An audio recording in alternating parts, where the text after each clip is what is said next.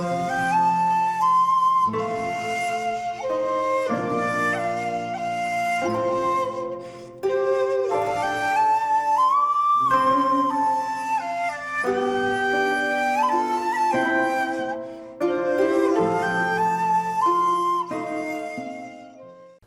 there, this is Solitary Ronin from Solitary Ronin Films, and I am not okay, I am now 4K. After being a 4K skeptic, I've slowly came around to the idea, and my hand was basically forced with a very tiny gun to my head, because Once Upon a Time in the West is getting a 4K soon, and Shizlovsky's Three Colours trilogy is getting 4K releases. So I decided to bite the bullet, and I am now 4K. I haven't bought any new 4K discs, but over the last little while I have actually a few releases that have a 4K disc in them. I guess I was future-proofing myself unconsciously. I was sleep 4King. So I'm just going to quickly go through my 4K collection as of now. But first of all, I've watched some of these to completion, most of them just through sections of the film. And I have to say 4K is kind of interesting. I can kind of see the pros and cons. Obviously Blu-ray was an upgrade from DVD. Things are a lot sharper and clearer, and you could see things, details that you couldn't really see, especially in backgrounds of shots. And I've often said, well, how much better can 4K be? But most of these are better than the Blu-ray. It's almost as if another layer of artifice has been shaved off, and we get to see more reality. It's more immediate. You're almost in those films with 4K. But I would say perhaps the con might be, obviously maybe we'll just get used to it, but it's almost as if 4K is a little less filmic, if that makes any sense, because it is so immediate and you feel that you're almost in there, you're almost participating in the film. It takes away part of the look of it being shot in film. But again, that might just be my imagination. I mean, I do think it took me a little bit of experimentation to get the right kind of mode to watch it, because on the Samsung television I got, there's a dynamic mode, but it was just way too bright, and there was blurring that you were getting that was just giving me a headache, quite frankly. But there's a few other modes, and I found the one that I kind of settled on. But again, it's just interesting because it looks more real, which is quite bizarre. So you can tell me in the comments below if I'm imagining it, or whether it's true that 4K is more like life. But to start off, I'll show you a film that is obviously probably one of the most realistic and down-to-earth films that I have on 4K. That's obviously Flash Gordon. When this was announced in 4K, I bought this special edition probably like 3 years ago now. That's me just getting a 4K telly and a 4K player. But it's Flash Gordon. It looks absolutely amazing. Sadly, we did lose Mike Hodges recently, at a good old age. Hopefully at some point I'll be doing a Mike Hodges season because I think he is so underrated. And then next, a fairly recent release, but again I kind of had to pick it up even though I wasn't 4K, and that's Eureka's Cabinet of Dr. Caligari. Obviously this one has a lovely booklet, nice thick booklet as well. I have this on Blu-ray, strangely enough, but this is the 4K of Caligari. And then for me, the best film of last year, even though I think I only watched about 5 films from 2022, but that's not the point. It's Cronenberg's Crimes of the Future. Again, this is a relatively recent purchase when I kind of had the inkling I was probably going to get a 4K upgrade. This looks magnificent. It's a magnificent film. It's probably my top 10 films of the 21st century, and Cronenberg's starting filming in March on his next one, so who knows, that might be in the conversation as well. But this is just absolutely wonderful. Not necessarily a comeback, but it's been a wee while since he's made a film, and this is absolutely magnificent, an absolute joy. It's like having a friend back after a few years away. Crimes in the Future, sensational. Now this is an interesting one. It's Second Sight, who will appear quite often in this 4K list, with Dog Soldiers. Now the 4K of this looks pretty amazing considering the elements that they were working with to start with. If you don't know, the kind of original print was lost of Dog Soldiers. You know, there's a Screen Factory Blu-ray, which one of the cuts is really dark and you can't really see what's going on. The Blu-ray that's in this set is really good, and the 4K is that little bit better as well. An amazing job by Second Sight. An old friend of the channel, Chris Mohan, has been talking them up recently, but when I saw the 4K of this, it's like a tremendous job, especially from what they had to work with. And then another Second Sight, 4K of The Witch. Again, I do like the cardboard boxes, so I do tend to pick these up, even if I haven't heard of the film, because I haven't really been disappointed. Even the ones that haven't blown me away have been solid, and they always do a good job on the extras.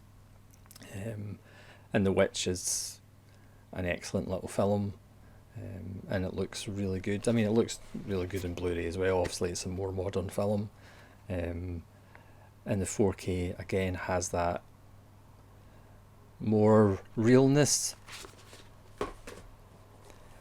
And then we've also got the behemoth of the 4K of Drive. Again, Drive is a very good film. I don't think it's this generationally amazing film that some people seem to have it, including Nicholas Winding Refn, of course, one of the more humble filmmakers in the world. Yeah, again, it's a modern film, so there's no amazing difference between the Blu-ray and the 4K, but that's Drive, and if you don't like the film, you can always use it as a doorstop. Now obviously I have a 4K of The Thing, and again this one looks really amazing. It's not like watching a completely different film, but again that level of artifice taken away, and it's like so immediate. It's really kind of fascinating, but The Thing is wonderful in 4K. And then another Second Sight, The Guest, which is a fun little film.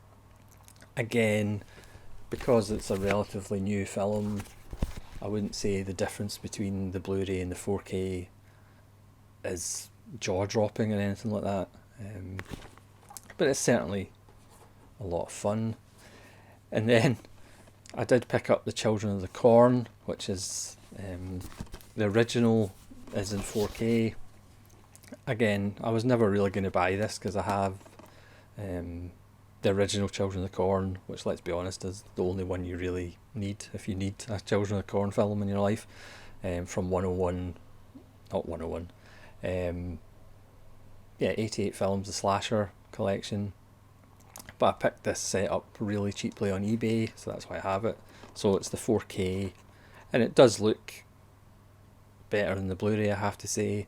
It might be a set that I move on from at some point, because let's be honest, the first one is the only one you're really going to watch again, probably. But the 4K looks lovely on the original one.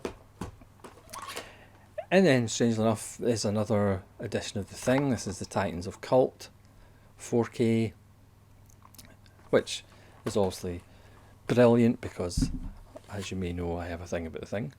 And then Jaws on 4K. This might be the first 4K that I bought, which probably was about 3 years ago or 4 years ago, when 4K was just a twinkling in my eye. Looks really impressive once I found the right mode on the television to actually watch it without getting a headache. That's Jaws, Spielberg's best film, when he actually made films for adults and knew how to use the camera in interesting ways. Next, I didn't even know this had a 4K. I literally bought this last week when I kind of had my mind made up that I was going to go 4K. A film that absolutely blew me away. I've done a random review of it on the Blu-ray release, but I just had to pick this up because it is amazing, and it's Orlando with Sally Potter. I think this is there's a Sony Classics. I'm not sure, is it actually Sony? I think it's a Sony Classics box set which has like 11 4Ks in it, and Orlando is one of them. Just sensational film about a man over the space of 400 years, and halfway through the film he changes sex. It's arguably Tilda Swinton's finest performance.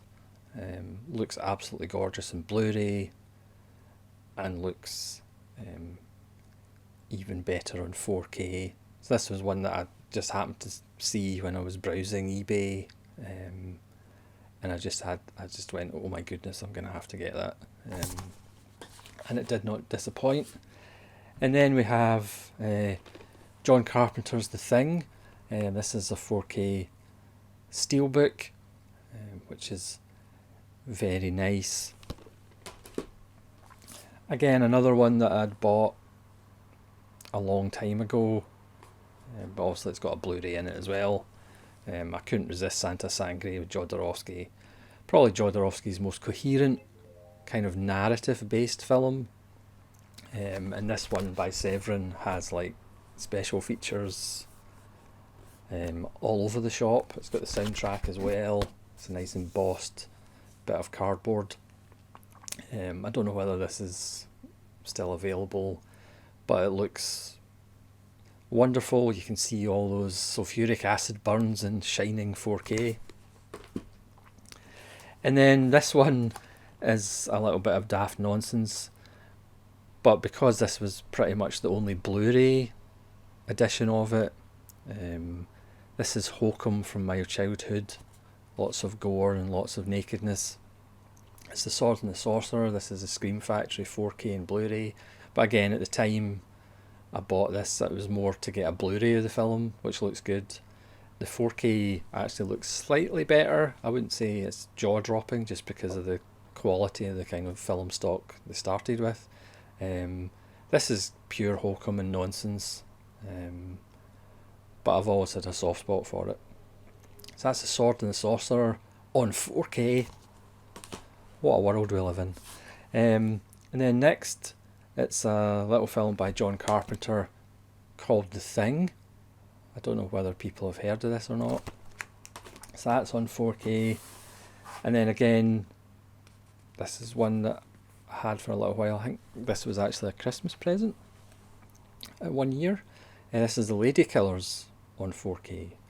Not amongst my favourite of the Ealing comedies, but it's still like in the top 3. I mean, it's not by much.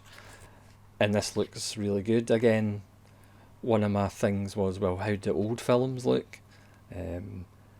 But this looks rather gorgeous on 4K, I will have to admit.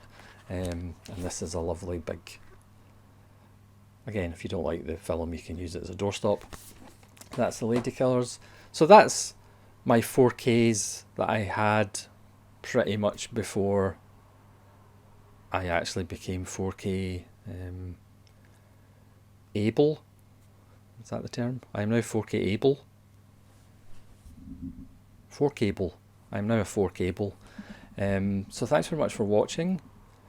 Who knows, maybe this time next year I'll do a 4K collection update of what I have bought on 4K since I have become 4K able.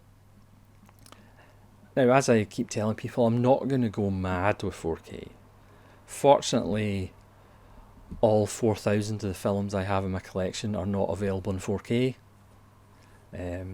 But it's really things like Sergio Leone, Michael Mann, David Lynch, some Kurosawa, maybe the Universal Monsters, because I've heard they're even better than the Blu-rays, and the Blu-rays are pretty amazing. I'm not going to go crazy. No, I'm not going to go crazy. That would be utterly ridiculous. Because we've all been through the VHS and then buying the same films in DVD and then buying the same films in Blu-ray. Obviously I have bought the same films in 4K, but I'm not going to go mad. No. I'm definitely not going to go mad and buy everything again on 4K. Obviously it does mean that, if you do upgrade, you can always sell on the ones on Blu-ray, unless you're emotionally attached to them. But we'll see how it goes. But that's kind of just an introduction to me going 4K, and on the most part I would say it's pretty impressive. So thanks very much for watching. Please let me know in the comments if you're 4K able. What are your pros and cons of 4K, and what 4Ks should I really pick up? Because I have kind of obviously heard horror stories of some of them are good and some of them aren't so good. But let me know some that are really worth picking up. I know Kino Lorber have a few that I might pick up. Obviously they have some older films, like some Billy Wilder. They've got the Orson Welles, Touch of Evil and The Trial are certainly going to be bought. But I'm not going to go crazy. So thanks so much for watching. This is Solitary Ronin from Solitary Ronin Films, kind of in the 21st century now. Saying farewell.